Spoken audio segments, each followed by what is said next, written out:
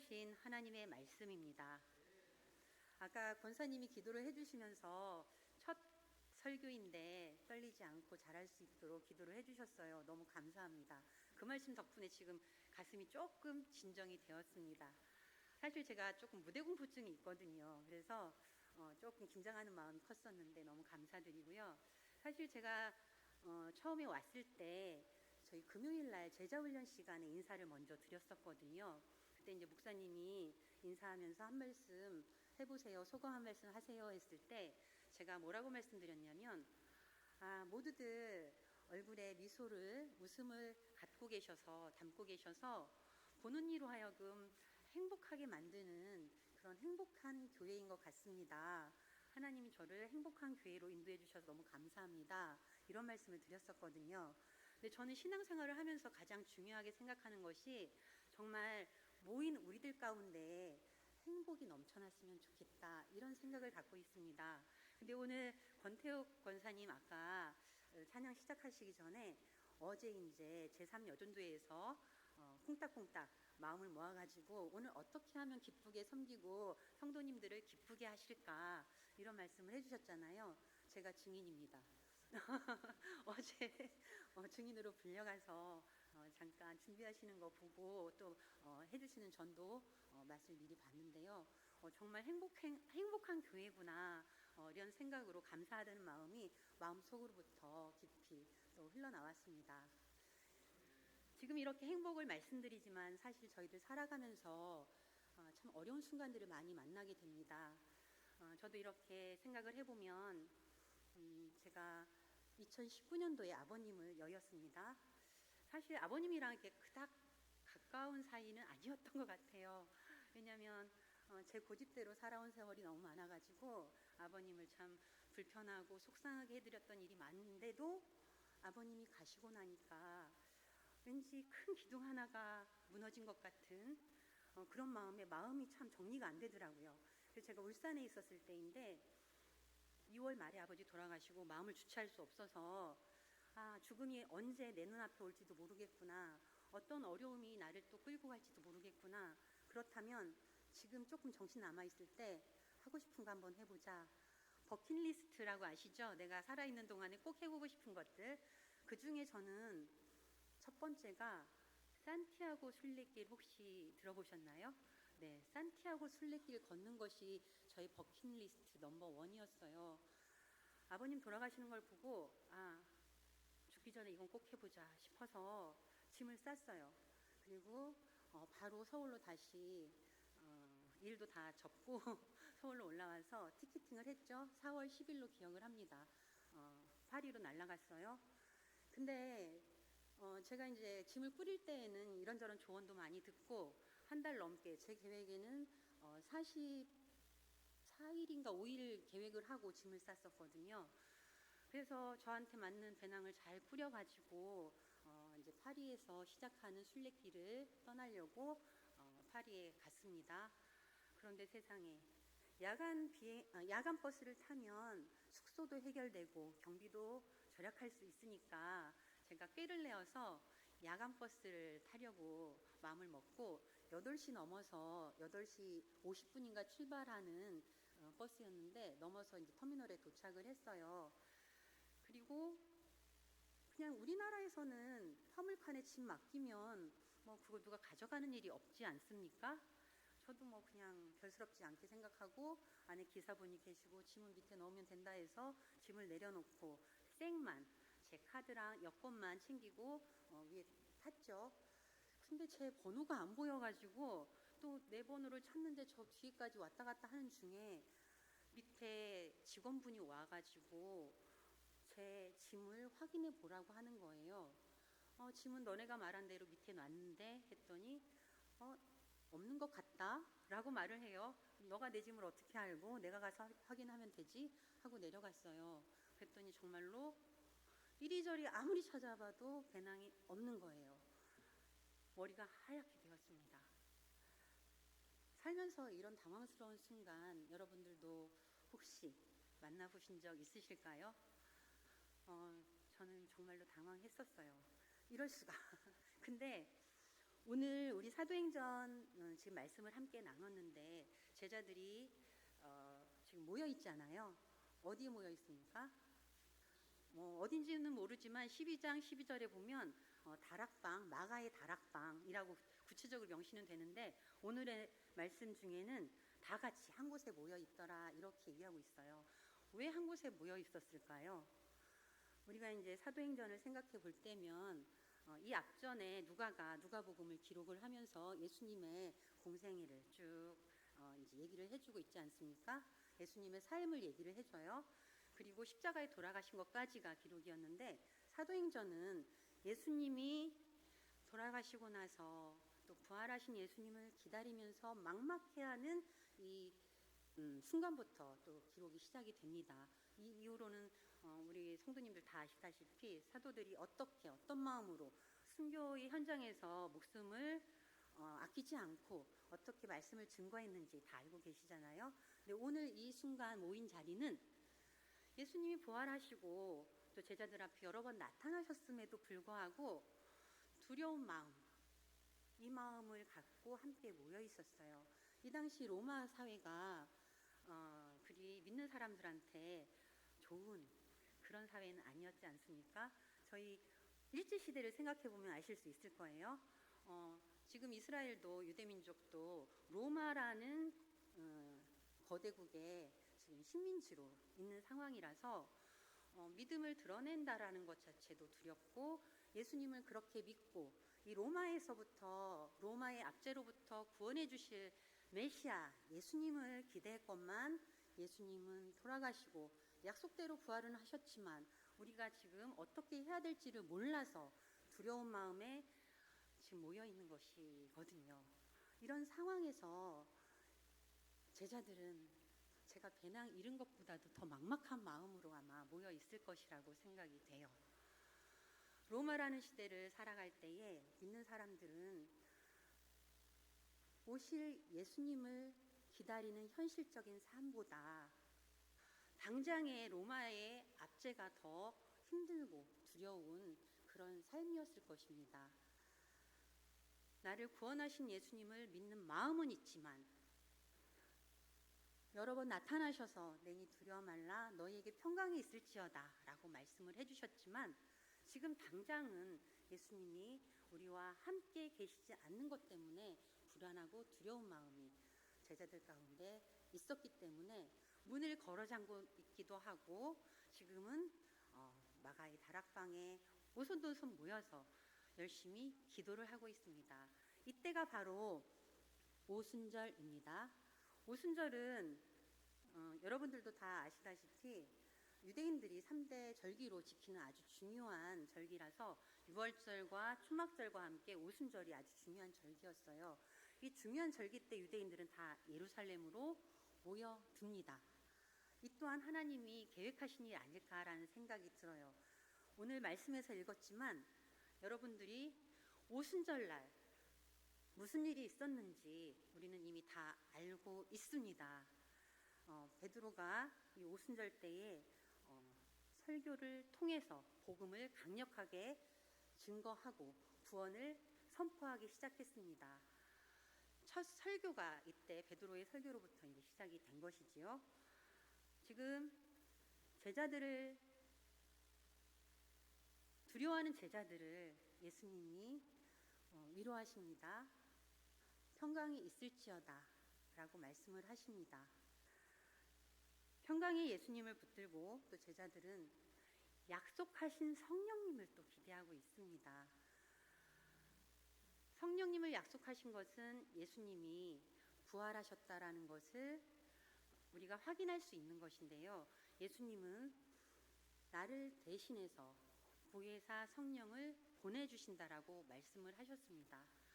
성령님이 오셨다라는 것은 예수님이 부활하셨다라는 또 다른 증거가 되기도 합니다. 오늘 마가의 다락방에 모인 제자들과 예수님을 따르는 사람들은 아직은 그 숫자가 미미합니다. 하지만 사도행전을 읽다 보면 베드로의 설교로 인해 회심하고 예수님께로 돌아온 사람들이 3,000명에 이른다라고 또 기록이 되어 있습니다. 이것은 성령님의 인도하심으로 또 하나님의 은혜로 이렇게 구원의 역사를 누리는 하나님의 백성들이 계속해서 늘어가고 있다라는 그런 말씀을 우리에게 해주고 계신데요.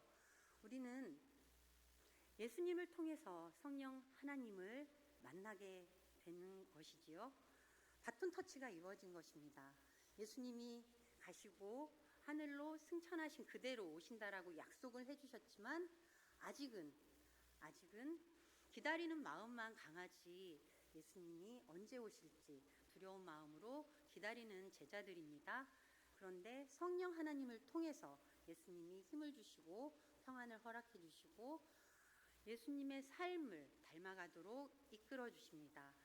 성령 하나님이 오늘 성령 강림절에 우리와 함께 해주심을 믿고 성령 하나님의 인도하심으로 오늘 이후로의 삶이 우리가 행복하고 능력 있는 그런 삶들이 되었으면 좋겠다라는 생각을 해봅니다. 좀 전에 하나님의 약속이라고 말씀을 드렸습니다. 하나님의 약속은 믿는 사람들에게는 구원이지만 그렇지 않은 사람들에게는 축복이 될 수가 없습니다. 감히 제가 저주라는 말을 쓸 수는 없을 것 같아요.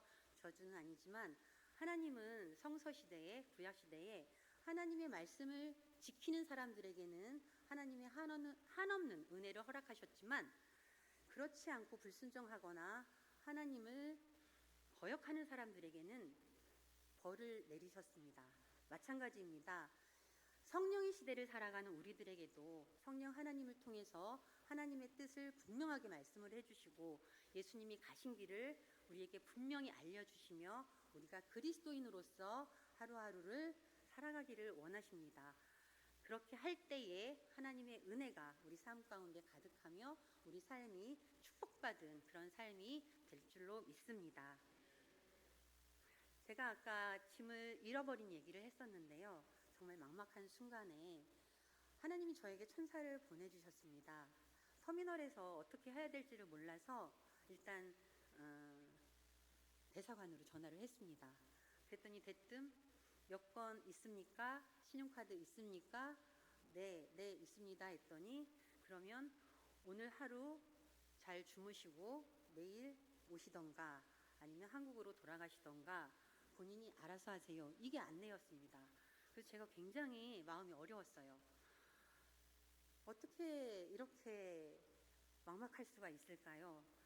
그래서 제 딴에도 나도 성인인데 사실 제가 해외여행을 많이 못 해봤어요. 출장으로 폴란드랑 폴란드 옆에 어쨌든 한번 가본 적은 있었는데 출장이었지 여행도 아니었고 해외여행을 그렇게 많이 가본 사람이 아니어가지고 해외에서 이렇게 짐을 잃어버렸다는 게 저한테는 굉장히 충격적인 일이었거든요. 속으로 그게 뭐 대수라고 하시는 분도 있으실지 모르지만 저한테는 정말 인생 최대의 그런 난관이었습니다. 그런데 대사관이 그렇게 말을 하니까 저도 참 제가 이제 어른이니까 제 스스로 해결을 해야지라고 생각을 하고 일단 숙소를 찾자. 그리고 경찰서에 가서 신고하자. 이렇게 생각을 했어요. 그리고 나서 어떻게 해야 될지 또 이제 두리번 하고 있는데 웬 여자분 두 분이 저한테 다가오더라고요. 27살 먹은 천사였는데 우리나라에도 3년 전에 한번 왔다 갔었대요. K-팝의 영향력이 대단합니다. 우리 한국을 사랑한다고 하더라고요. 한국말도 떠듬떠듬 하면서 저에게 도와드릴까요? 라고 말을 했었어요. 그래서 제가 그 와중에 알아듣고 너무너무 신기한 거예요. 한국말 하는 것도 신기하지만 이렇게 나한테 다가와서 말을 걸어준다라는 게 이게 하나님의 은혜 아니면 무엇으로 설명할 수 있을까요?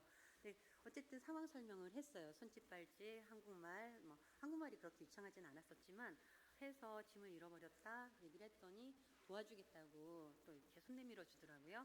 그래서 일단 숙소를 찾아서 갔는데 세상에 방이 없었습니다.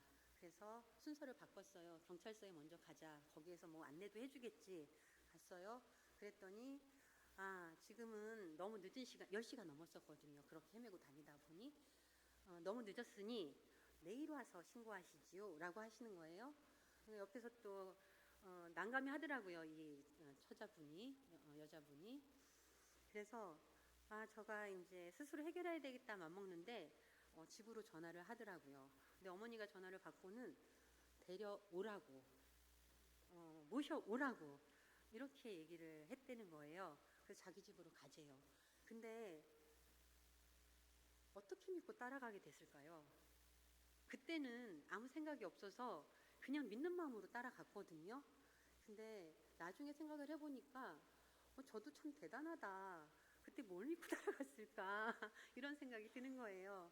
어쨌든 따라갔습니다. 어머니랑 딸 둘이 사는 건데 이 딸이 이제 친구를 터미널에서 이제 보내주고 저를 데리고 이제 집에 간 거죠. 그 방 하나를 내줬어요. 너무 감사하죠. 근데 그 순간까지도 저한테는 원망이 있었어요. 어떤 원망이냐면 하나님 참 너무 하십니다. 아버지도 빼앗아 가셨는데 가방마저도 빼앗아 가시고 이 먼 타국에서 저를 이렇게 힘들게 하십니까? 하나님 참 야속하십니다. 이런 원망이 이렇게 쌓여서 이게 풀리지 않는 거예요. 사람한테는 감사한데 하나님한테는 원망이 너무너무 심했어요. 하나님 진짜 너무하시네요. 이런 마음으로 잠깐 누웠다가 아차, 내가 이렇게 편히 잠들 시간이 아니지. 내일 또 나가서 뭐 내가 어떻게 해야 될지 알아보려면 문자로 뭔가 또 확인해야 될 것 같더라고요. 그래서 핸드폰을 딱 열었어요. 그런데 문자로 확인하려고 하는 순간 문자에서 여러분들 이렇게 초록색 그 전광판 아시죠? 뭐 글자가 반짝반짝 빛나면서 핸드폰에서 그런 문자 한 줄이 쫙 올라오는 거예요. 초록색으로. 근데 오늘 제목 말씀이 그 말씀이었습니다. 그리스도를 얻은 자는 아무것도 잃지 않는다. 이 말씀이 반짝반짝 빛나면서 눈앞에서 막 이렇게 비춰지는데 제가 너무너무 놀라기도 했지만 평안해졌습니다. 사실 제가 그 한몸 기도 편지라고 받는 편지가 있어요. 한몸 기도 편지에서 기도 제목을 같이 나누면서 선교사님들과 전도 또 복음을 위해서 같이 기도하는 그런 단체에서 보내주는 소식지를 받고 하는데 세상에 그 날짜의 편지가 이거였습니다. 그리스도를 얻은 자는 아무것도 잃지 않는다. 이 말은 사실 사무엘 루터포드라는 17세기 스코틀랜드의 목사님이 하신 말씀으로 또 나중에 찾아봤어요. 이게 무슨 말씀인가 하고 종교개혁 시대 때 또 이제 스코틀랜드 목사님께서 하신 말씀으로 굉장히 힘이 되는 말씀으로 유명하더라고요. 이 말씀을 성경 말씀이 먼저 딱 올라왔어야 되는데 어쨌든 이 목사님의 말씀을 통해서 그리스도를 얻은 자는 아무것도 잃지 않는다. 이 말씀이 제 마음에 확 박히면서 모든 것들은 잠잠해지고 평안해졌습니다. 내일 일은 내일 알아서 하면 되겠지라는 마음으로 평안하게 잠을 잤어요. 그리고 그 다음날 3일을 그 집에서 보내면서 경찰서에도 왔다 갔다 하고 물론 가방은 찾지는 못했습니다. 조서는 여러 번 꾸몄지만 그러지는 못했는데 그러면서 제 여행의 계획에 있어서 좀 착오는 있었지만 저한테는 이 순간이 하나님을 만난 가장 강력한 체험의 시간이었고 이 시간 이후로는 저에게 어떤 어려움이 있어도 나한테는 예수님이 있다, 그리스도가 있다 이런 마음으로 마음의 평안함을 누리게 됩니다. 이 평안함이 지금 여러분 안에 있는 예수님 때문에 여러분에게도 함께 하시리라고 믿습니다. 그렇습니다. 우리에게 힘이 되는 것은 다른 어떤 것도 아닙니다. 예수 그리스도이십니다. 예수님께서 돌아가심으로 인해서 나 개인의 구원도 확실히 우리를 구원해 주셨다고 말씀을 하셔서 나 개인의 구원도 확실하지만 예수님은 나 혼자만의 구원을 위해서 십자가를 지신 것은 아닐 것입니다. 내가 있다면 나와 마주하고 있는 타자가 있습니다. 여러분이 계십니다. 우리는 혼자가 아니고 함께하는 우리라는 공동체입니다. 우리는 살아가면서 내 앞에 문제가 너무 힘들기 때문에 우리라는 것을 까먹을 때가 너무도 많습니다. 하지만 나 혼자가 아닌 믿음이라는 줄로 하나가 된 우리라는 대응교회라는 공동체가 있습니다. 우리를 통해서 하나님이 복음이 흘러가기를 또 원하십니다. 우리를 통해서 복음을 흘러가게 하실 뿐만 아니라 개인뿐만 아니라 이 사회도 구원하시기를 원하십니다.